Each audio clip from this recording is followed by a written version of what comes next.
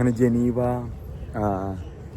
City, Geneva town പ്രദേശം. ഇവിടെ തിക്കും തിരക്കൊന്നുമില്ല, അധികം ജനനിബിഡമായിട്ടുള്ള പ്രദേശമൊന്നുമല്ല.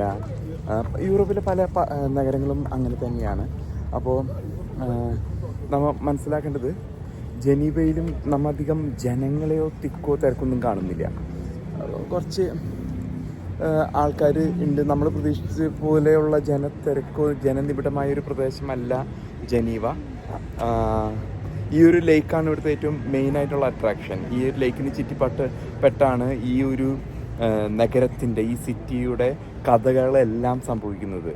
മനുഷ്യൻ്റെ അനുദിന ജീവിതമാണെങ്കിലും മറ്റാണെങ്കിലും ഈ ഒരു ലേക്കാണ് അതിൻ്റെ ഒരു പ്രാധാന്യം അർഹിക്കുന്ന ഒരു പ്രദേശം എന്ന് പറയുന്നത്. ആ ഒരു ഫൗണ്ടൻ ആണ് ഇതിൻ്റെ ഐഡൻറ്റിറ്റി.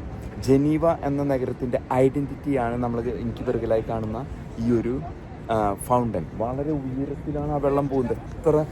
എത്ര ഉയരത്തിലാണ് ആ വെള്ളം മുകളിലേക്ക് പോകുന്നത് നമുക്ക് കണ്ടാലറിയാം. അപ്പോൾ ആ ഒരു